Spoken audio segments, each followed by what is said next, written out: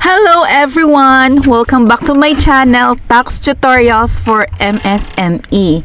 Dahil maraming nagtatanong sa akin kung paano mag-file ng kanilang tax returns kapag wala pang income or sales. Kaya ituturo ko sa inyo ngayon yung tinatawag na zero filing ng quarterly percentage tax and quarterly income tax.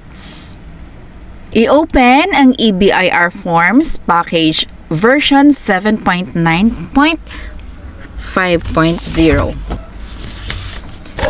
I-encode ang iyong taxpayer details. Yan ay makikita sa Certificate of Registration. Tax Identification Number, RDO Code, Line of Business, Registered Name, Registered Address, Zip Code, Telephone Number, and Active Email Address.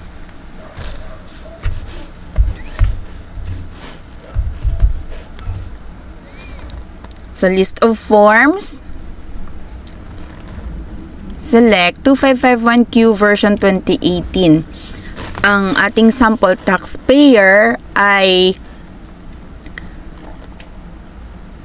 wala pang income. Ang kanyang line of business ay land transport service.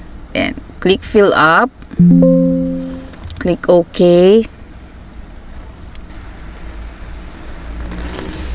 Dito na tayo sa form 2551Q. Tick calendar. Year ended 2025. Second quarter. Amended return, no. Kung first initial filing mo pa lang ito, kung bago kang register at ngayon ka pa lang mag-file ng 2551Q, kailangan mong mag-choose ng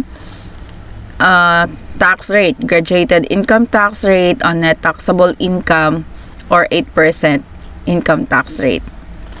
Itong aking taxpayer ay graduated income tax rate on net taxable income. Okay. Wala ba naman income, try nating mag-save and validate. Save, validate.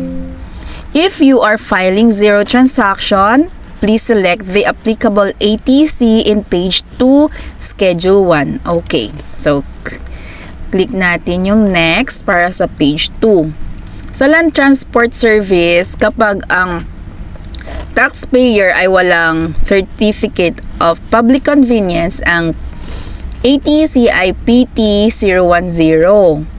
Kung meron siyang Certificate of Public Convenience or CPC, ang ATC ay PT010. So, balik ko sa PT010. Save natin. Save. Click Validate. Validation successful. Click OK.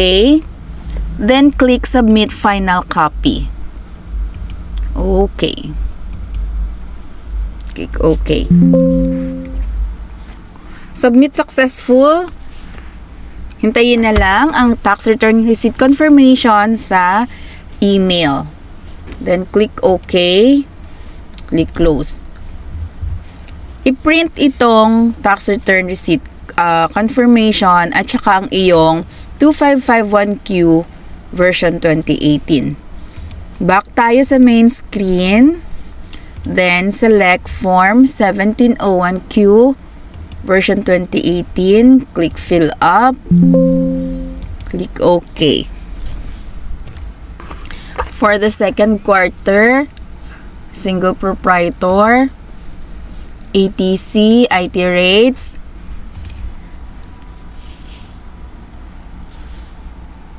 date of birth, and citizenship.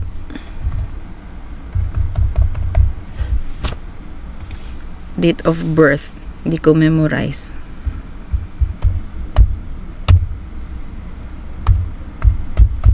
Okay. Claiming foreign tax credits, no.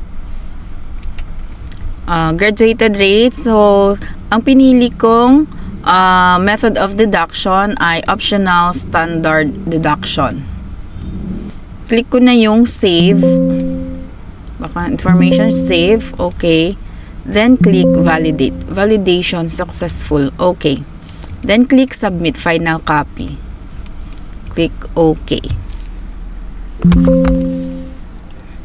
Your tax return was not submitted online due to any of the following reasons. Okay, click submit. Submit successful. A notification will be sent to your email. Okay? Tapos na tayong mag-file ng no transaction for this quarter, or for those who have registered for this second quarter and no transactions yet. Ito ang inyong susundan na filing ng 2551Q and 1701Q. Sa mga bago pa lang sa aking channel, please subscribe to my channel. Pwede kayong mag-comment at mag-like sa aking video, at pwede nyo ring i-share sa inyong community para marami pa po tayong matutulungan na kapwa natin taxpayers. Bye!